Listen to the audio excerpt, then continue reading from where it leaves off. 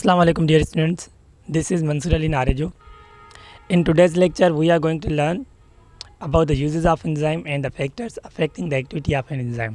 यानी enzyme के कौन कौन से इस्तेमाल हैं और enzyme पर कौन से factors affect करते हैं ये हम सीखेंगे. तो आइए स्टार्ट करते हैं.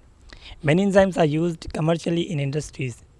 बहुत सारे enzymes इस्तेमाल होते हैं पैसा कमाने के लिए इंडस्ट्रीज़ में. The most common industries are, उनमें से जो कॉमन इंडस्ट्रीज़ हैं वो ये हैं. Paper industry to get cellulose for paper making. Paper industries के अंदर हम सेलुलोज हासिल करते हैं पेपर को बनाने के लिए. Food industry for making bakery products and pizza.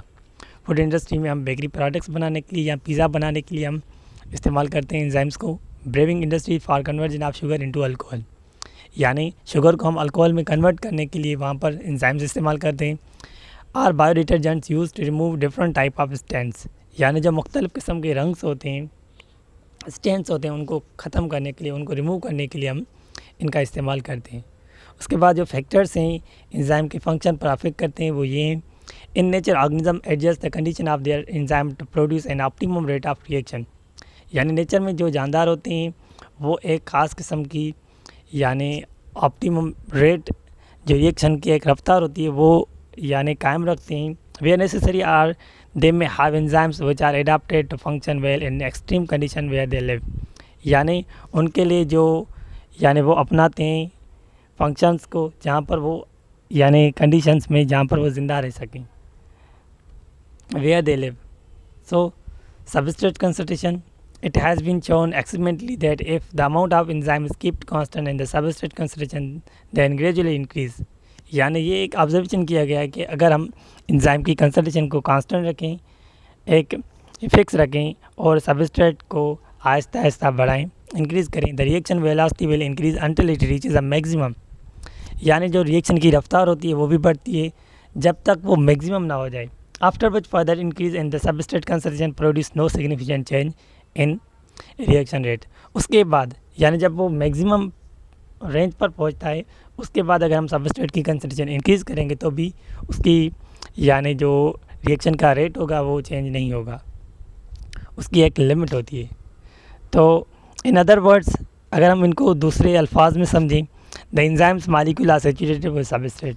यानी जो एंजाइम मॉलिक्यूल्स होते हैं वो सैचुरेटेड हो जाते हैं. जैसे हमारा जो सैचुरेटेड सॉल्यूशन होता है तो सैचुरेटेड सॉल्यूशन में हम जो मैक्सिमम अमाउंट होता है वो डिज़ॉल्व हो जाता है. उसके बाद अगर हम अमाउंट ऐड करते हैं तो वो डिज़ॉल्व नहीं होता क्योंकि वो उसकी मैक्सिमम एबिलिटी होती है जहाँ पर वो डिज़ॉल्व होते हैं. तो इसी तरह यानी सबस्ट्रेट की एक जो है मैक्सिमम कंसंट्रेशन होती है जहाँ पर वो रेट ऑफ रिएक्शन को इंक्रीज़ करते हैं, उसके बाद वो यानी इंक्रीज़ नहीं करती अगर हम सबस्ट्रेट की कंसंट्रेशन इंक्रीज़ करें तो भी. सो अगर हम देखें रेट ऑफ रिएक्शन और सबस्ट्रेट कंसंट्रेशन यानी उनके बीच में एक रिलेशन है. जैसे जैसे सबस्ट्रेट बढ़ रहे हैं तो रेट ऑफ रिएक्शन बढ़ रहा है, पर एक रेंज आ रही है जहाँ पर आप क्रॉस का निशान देख रहे हैं.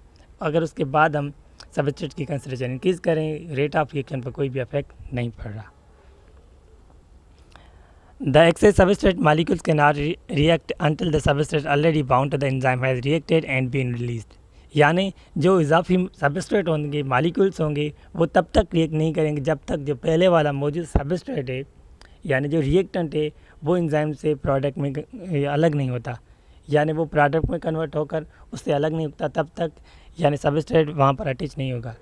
इसलिए जो रेट ऑफ रिएक्शन होता है उस पर अफेक्ट नहीं पड़ता. Are been release without reacting, यानी वो रिलीज़ हो रिएक्ट होने के अलावा या प्रोडक्ट के बनने के बाद, बट वो जब तक रिलीज़ नहीं होगा तब तक यानी सबस्ट्रेट ऐड नहीं होगा. इसलिए जो रेट होता है वो कांस्टेंट होता है आफ्टर अ लिमिट.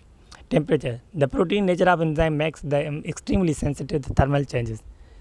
यानी जो प्रोटीन नेचर होती है एंजाइम की वो उनको बहुत ही ज़्यादा टेम्परेचर जो चेंजेस होती हैं उनके लिए सेंसिटिव बनाता है, हिसास बनाता है. Enzyme activity occurs within a narrow range of temperature compare to ordinary chemical reaction. Enzyme की जो एक्टिविटी होती है वो उनकी यानी कि एक थोड़ी सी लिमिट होती है टेम्परेचर की ऑर्डिनरी केमिकल रिएक्शन के निस्बत से. अगर हम उनसे कंपेयर करें तो इनकी जो रेंज होती है बहुत नैरो होती है. Enzyme catalyst by randomly colliding with substrate molecule.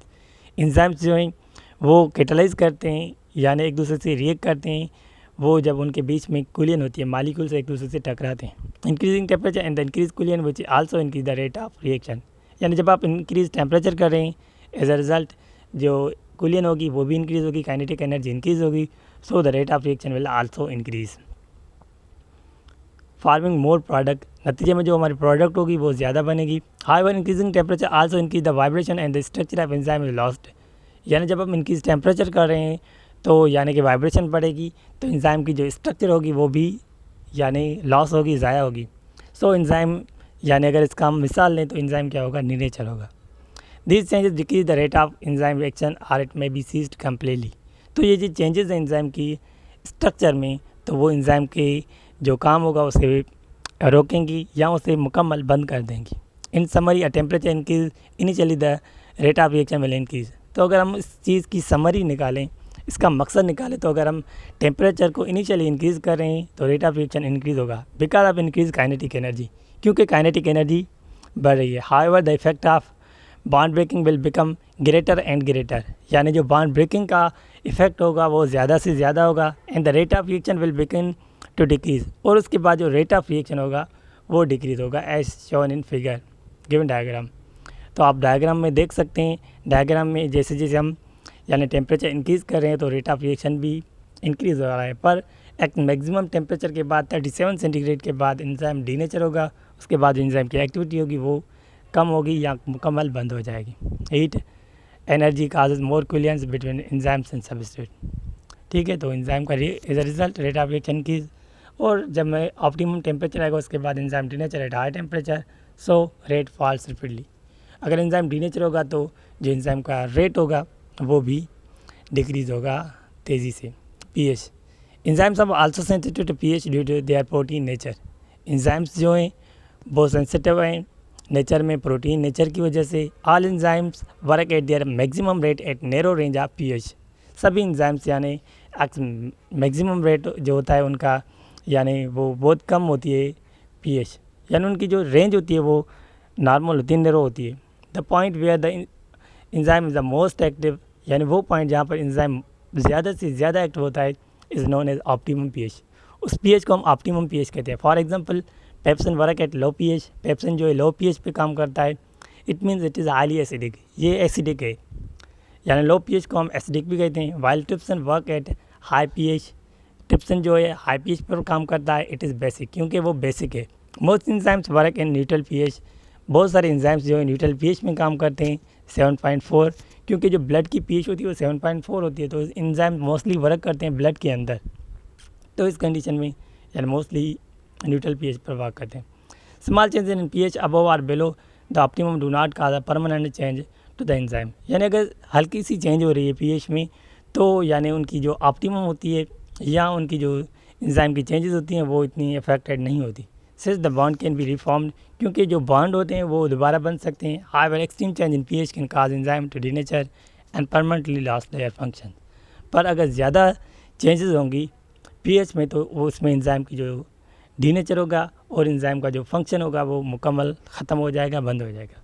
सो आप देख सकते हैं यानी इंक्रीज इन पीएच, पहले तो रेट ऑफ रिएक्शन बढ़ रहा है, पर ऑप्टिमम पीएच के बाद अगर हम और ज़्यादा पीएच इंक्रीज़ करेंगे तो as a result rate will decrease और enzyme will denature. So students, that's all about today's lecture, and if you have not subscribed my channel, please subscribe my channel, click on bell icon to get notification of my upcoming video, and share this video with your friends. And if you have any question, write down in comments. Thank you for watching this video.